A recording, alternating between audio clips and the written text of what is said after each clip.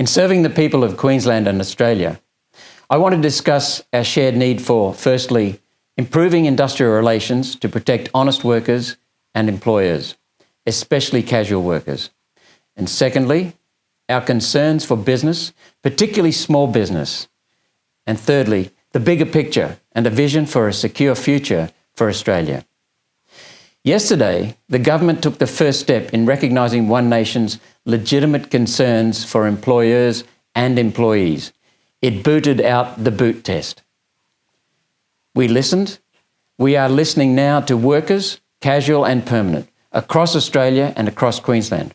We're listening to all stakeholders in employment, including welfare organisations, listening to union bosses and unions and union bodies, listening to small and medium-sized businesses, listening to employer and industry groups, listening to the government. Because listening reveals that across our country, people are hurting and feeling vulnerable, afraid for their jobs, worried they won't be able to pay the mortgage, afraid of the future. Everyday Australians are hurting from government COVID restrictions and lockdowns that are keeping people away from jobs, away from businesses, and away from loved ones. The problems with this bill that the government's proposed are many. The first is that they need to be resolved to make it safer for both employees and employers. There are many hairs on this bill that need to be trimmed to make it fit for purpose. Our concern is for the unintended consequences of this government's so-called reforms that are really just tinkerings. So we're investing the time and the effort, Pauline and I, to work with all parties, all interests, to improve outcomes for employees and for employers. The first problem is with the definition of casual. The proposed casual definition at section 15A is lengthy and complex.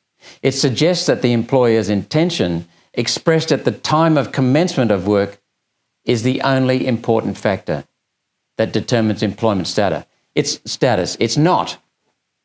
Hunter Valley casual coal miners that we've championed for 18 months now were clearly permanent and not casual as the dishonest labour hire firm Chandler McLeod designated. This must be clarified in the bill or explanatory memorandum. The definition of casual also refers to no firm advance commitment. Yet many casuals have a firm advance commitment because it suits both the casual employee and the business. For example, single parents working during school hours. And in takeaway shops, they need that fixed work. The employee needs that fixed work. The definition of casuals in section 15A2 is a loose compromise because the term as required is confusing and must be removed. Last week, Mr. Bukarika, the legal director for the CFMEU mining division, and his team agreed that their union had ignored casuals for many years. The same can be said of this government. The CFMEU and the Hunter Valley and the government have contributed to the exploitation and confusion in the permanent casual rort. The second concern we have with the casual section is with the proposed right to conversion. Many casuals have a regular pattern of hours, yet sections 66A and B suggest that this means casuals are actually permanent. This section, as it stands, throws many burdens on small business and puts the casual loading at risk for workers who enjoy the benefit of casual loading. Some people want to be casual. The prescriptive nature of required record keeping and timeframes for offers of conversion, as in the proposed section 66B, represent a huge burden for small business who cannot afford the time off the tools. The answer is to take this unnecessary burden away from small business and likewise to review the silly windows of opportunity that workers have to apply for conversion. Even more record keeping. Yet sadly, this change will do nothing to change how companies like BHP exploit and abuse casuals through labour hire arrangements. BHP and big business can randomise rosters and extend casual arrangements to suit themselves. Some already are, and that disrupts workers needlessly. Now, the third concern is the Section 545A for offsetting claims. This introduces a statutory rule for offsetting claims for unpaid entitlements from permanent casuals. Calling this double dipping in many instances is a flat-out lie. Let's be clear, I do not support double dipping on entitlements. Yet employees have a right to entitlements under circumstances where they have been treated differently from a true casual. We will fight for retaining and protecting these workers' entitlements, just as we have done for 18, 20 months now in the Hunter Valley. The full court in the Rosado case clearly stated that the casual loading paid to a casual worker did not offset their entitlement to paid leave as guaranteed to all permanent workers under the Fair Work Act. The government seems to think it has to change this because the decision could impact big business profits. Section 545A(1)(b) takes this even further and states that it protects employers where they pay a flat hourly rate even when it's not clear whether a loading is being paid. So what's going on here? How is this fair or making things simple? In the Hunter Valley, casual mine workers were paid on permanent rosters, were put on permanent rosters and in permanent roles beside the permanent workforce, doing the same jobs, same responsibilities. It could not be more clear, yet the IR laws created ambiguity and injured workers are still waiting for their just entitlements nearly 6 years later.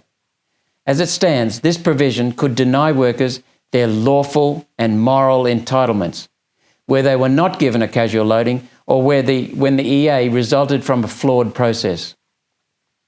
Now, I want to commend the CFMEU Mining Division's Legal Director, Mr. Bukarika, again for the courage and integrity that he showed when, in answer to my questions a couple of weeks ago in public, he acknowledged the Hunter Valley CFMEU's role in colluding with employers to deprive casuals of basic employment entitlements and rights. We will work with the government to create a workable solution to ensure workers are treated fairly. This is crucial and not negotiable. Now, small business is another section that needs attention. Small business needs clarity and simplicity. It deserves a fair go and cannot afford the days or weeks away from work to defend a case when the big end of town can simply dig deep into their deep pockets to shell out for lawyers and consultants. While the overwhelming majority of claims against small business settle before arbitration, small business owners have suggested this is because they have learned to pay go-away money or shut-up money. Thousands of dollars, sometimes $20,000, and they haven't broken the law.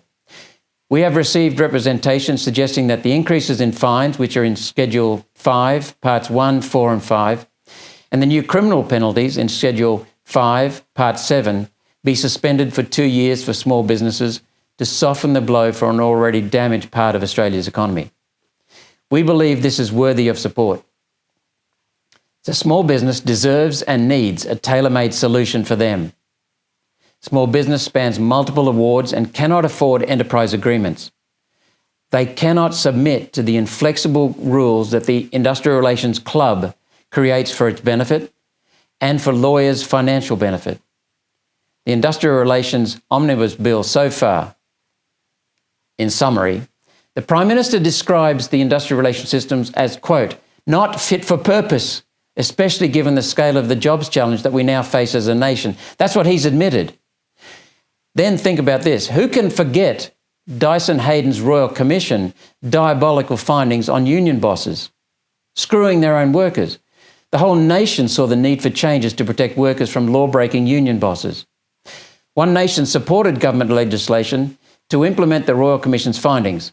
We supported the bringing back of the Australian Building and Construction Commission, the Registered Organisations Commission, and the first Ensuring Integrity Bill.